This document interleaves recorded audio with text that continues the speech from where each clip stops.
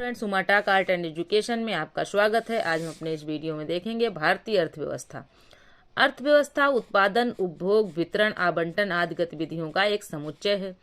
आर्थिक विकास की दृष्टि अर्थव्यवस्था को 3 भागों में बांटा जाता है: विकसित अर्थव्यवस्था, अल्प विकसित अर्थव्यवस्था तथा विकासशील अर्थव्यवस्था। विकसित अर्थव्यवस्था विकसित देश वे हैं जिनमें प्रति व्यक्ति आय अधिक होती है, देश के सकल घरेलू उत्पाद का स्तर, तकनीकी तथा लोगों का जीवन स्तर उच्च होने के साथ साथ संरचनात्मक विकास बहुत अच्छा होता है, लेकिन जनसंख्या और बेरोजगारी का स्तर कम होता है। विकसित अर्थव्यवस्था की विशेषताएं: सामाजिक एवं आर्थिक दृष्टि से उन्नत हो, उत्पादन एवं उपभोक्ता का उच्च स्तर हो, राष्ट्रीय आय प्रति व्यक्ति आय का स्तर उच्च हो, बचत एवं विनियोग यानी इन्वेस्टमेंट का उच्च स्तर हो, पूंजी निर्माण की उच्च दर तथा निम्न जनसंख्या वृद्धि दर हो। जैसे देश, विकसित देश कौन कौन से हैं देख लीजिए: America, Japan, Britain, Germany, France आदि विकसित अर्थव्यवस्था वाले देश हैं। अल्प विकसित अर्थव्यवस्था वाले देश देख लेते हैं। अल्प विकसित अर्थव्यवस्था वाले देश वे हैं जिनमें निवास करने वाली जनता का जीवन स्तर, उत्पादन स्तर तथा प्रति व्यक्ति आय बहुत कम होती है, जबकि जनसंख्या का स्तर उच्च होता है। जनसंख्या ज्यादा होती है, आय कम है। अल्प विकसित अर्थव्यवस्था की विशेषताएं, अब इसमें क्या विशेषताएं होती देख लीजिए। सामाजिक आर्थिक दृष्टि से पिछड़ापन होगा, उत्पादन एवं उपभोग का स्तर निम्न होगा, राष्ट्रीय आय तथा प्रति व्यक्ति आय का स्तर निम्न होगा, पूंजी निर्माण की दर निम्न होगी, उच्च जनसंख्या वृद्धि होगी। जनसंख्या वृद्धि कैसी होगी? उच्च होगी। कृषि पर निर्भरता, अशिक्षा तथा बेरोजगारी होगी।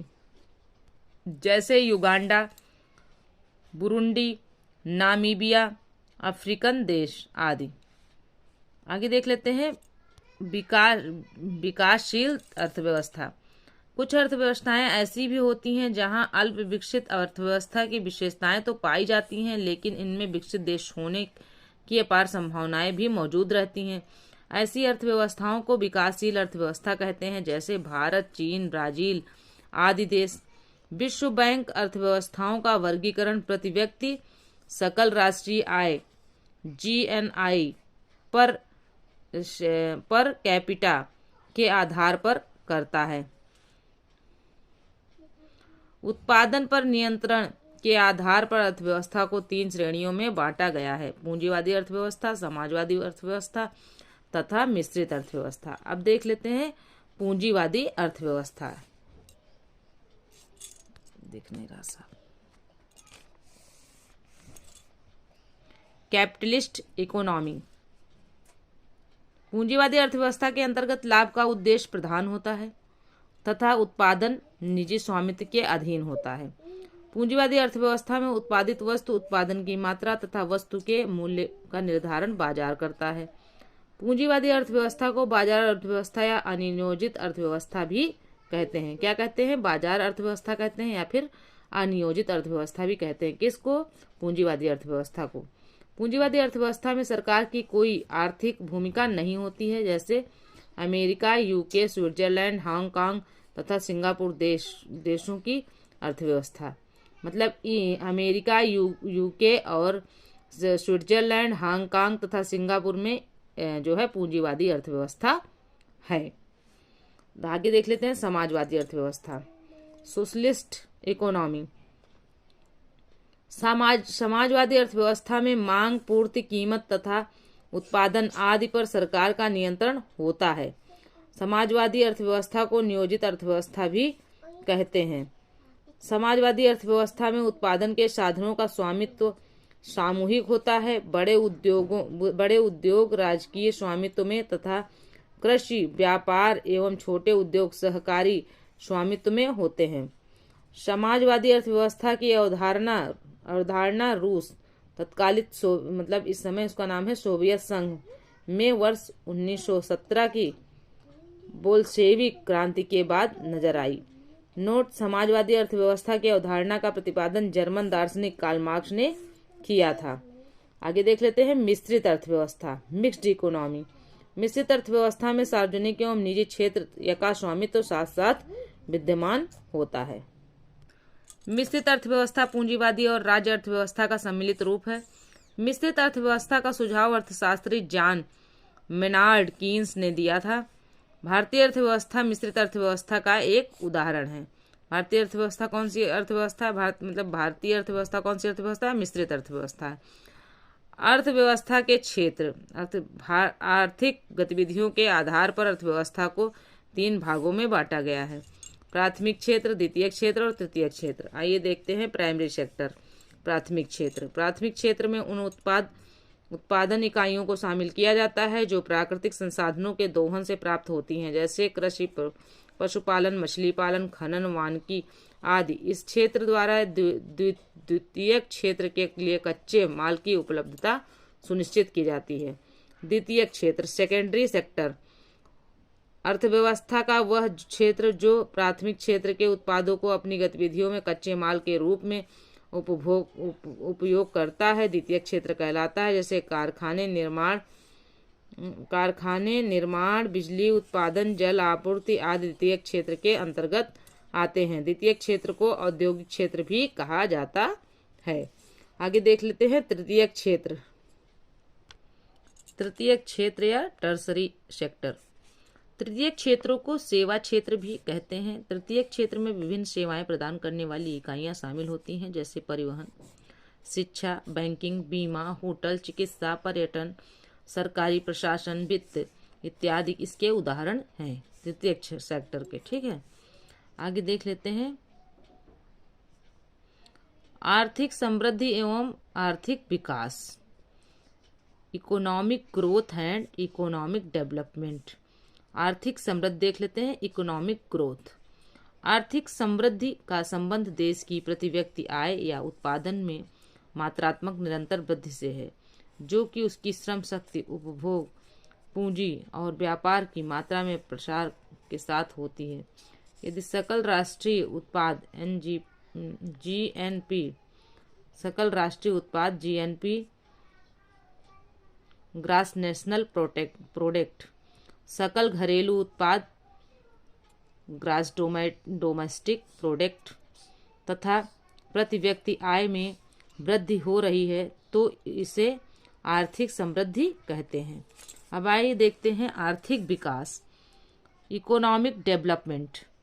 आर्थिक विकास की अवधारणा आर्थिक समृद्धि की अवधारणा से अधिक व्यापक है। आर्थिक समृद्धि वस्तुनिष्ठ होती है, जबकि आर्थिक विकास व्यक्तिनिष्ठ होता है।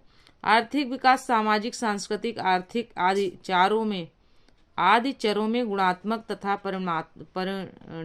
परिमाणात्मक दोनों परिवर्तनों से संबंधित है। एक बार फिर से देख लेते हैं। आर्थिक विकास सामाजिक, सांस्कृतिक, आर्थिक आदि चरों में गुणात्मक तथा परिमाणात्मक दोनों परिवर्तनों से संबंधित है।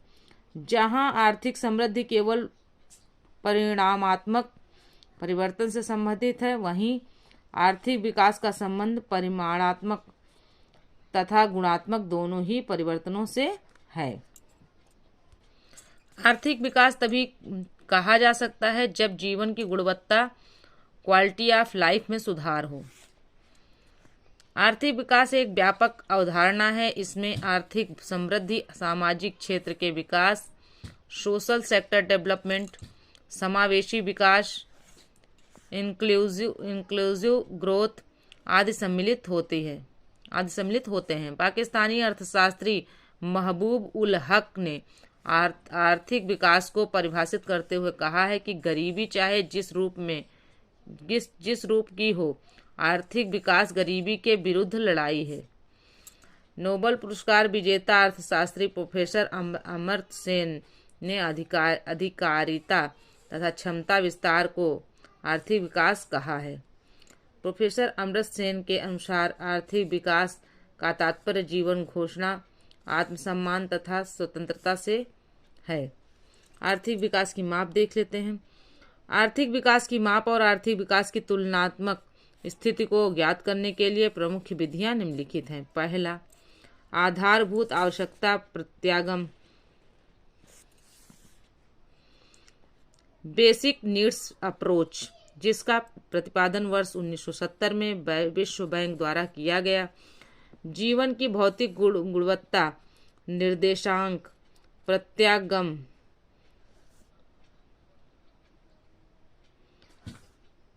PQLI यानी physical quality of life index approach, जिसका प्रतिपादन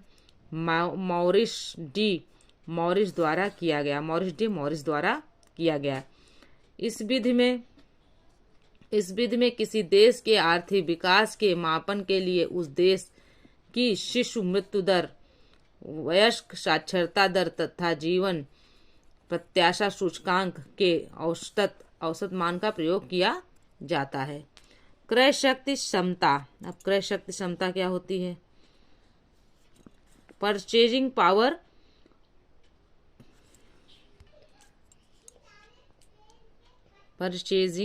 पावर पैरिटी विधि, जिसका प्रतिपादन गुस्ताव कैसल ने किया था। क्रय शक्ति क्षमता विधि का सबसे पहले प्रयोग अंतर्राष्ट्रीय मुद्रा कोष द्वारा वर्ष 1993 में किया गया था। विभिन्न देशों के रहन सहन के स्तर की तुलना के लिए वर्तमान में विश्व बैंक द्वारा PPP विधि का प्रयोग किया जा रहा है। नोटेड पॉइंट में देख लेते हैं क्या है। विश्व बैंक के आंकड़ों के अनुसार वर्ष 2019 में सकल राष्ट्रीय आय GNI क्रय शक्ति क्षमता के आधार पर भारत विश्व की तीसरी सबसे बड़ी अर्थव्यवस्था है। प्रथम व द्वितीय स्थान पर क्रमशः चीन और अमेरिका है, यानी पहला स्थान चीन का है, दूसरा स्थान अमेरिका का है। विश्व बैंक के आंकड़ों के अनुसार नॉमिनल GDP के आधार पर वर्ष 2019 में विश्व की सबसे बड़ी अर्थव्यवस्था संयुक्त राज्य अमेरिका USA की है।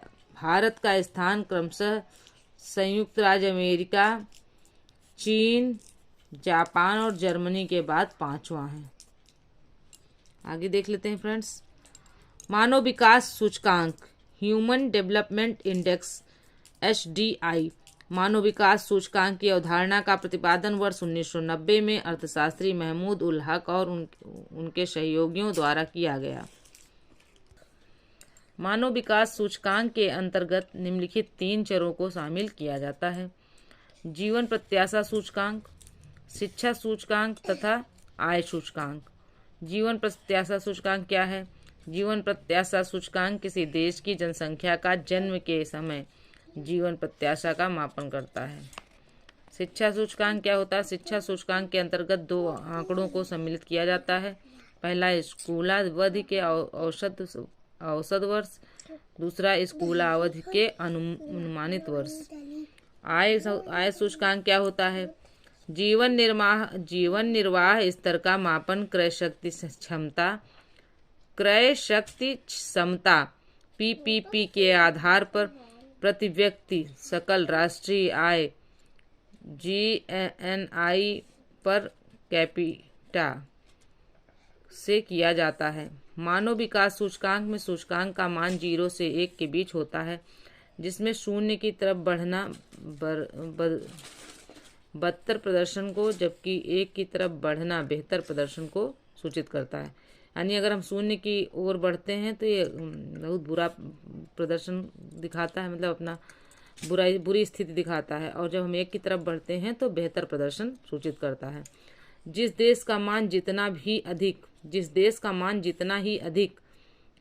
1 के करीब, यानी जिस देश के जितना ही अधिक होता है वह देश मानव विकास सूचकांक की श्रेणी में उतना ही अच्छा माना जाता है। आगे देख लेते हैं। अत्यधिक उच्च मानव विकास वाले देश 0.800 और उससे अधिक देख लेते हैं। उच्च मानव विकास वाले देश 0.700 से 0.799। मध्यम मानव विकास वाले देश कौन से हैं? 0.550 से 0.699। निम्न मानव विकास वाले देश 0.0 से 0.550 वाले देश। मानव विकास सूचकांक मानव विकास रिपोर्ट के अंतर्गत वर्ष 1990 से प्रत्येक वर्ष यूएनडीपी द्वारा जारी किया जाता है। मानव विकास रिपोर्ट 2020 के मानव विकास सूचकांक एसडीआई में शामिल कुल 189 देशों की सूची में भारत का स्थान 131वां है। मानव विकास रिपोर्ट 2020 में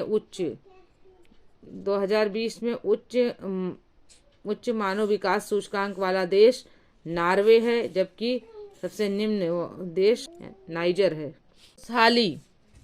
खुशहाली मनुष्य मात्र की आकांक्षा है जिसे सामाजिक प्रगति का पैमाना बनाया जा सकता है। विश्व की कुल जनसंख्या खुश है कि नहीं, इसकी सही माप की कुंजी खुशहाली शब्द के अर्थ में ही निहित है।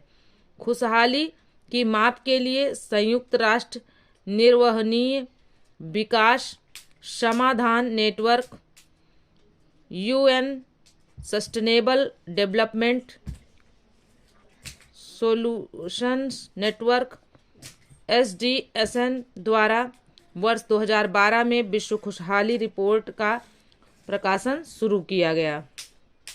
विश्व खुशहाली रिपोर्ट में विश्व के विभिन्न राष्ट्रों की खुशहाली की माप की जाती है। इसका मुख्य उद्देश्य राष्ट्रों की लोक नीति का पथ प्रदर्शन करना है। खुशहाली का मापन निम्नलिखित 6 कारकों के आधार पर किया जाता है।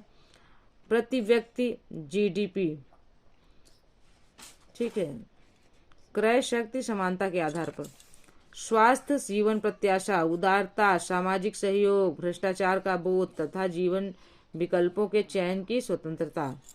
आगे देख लेते हैं।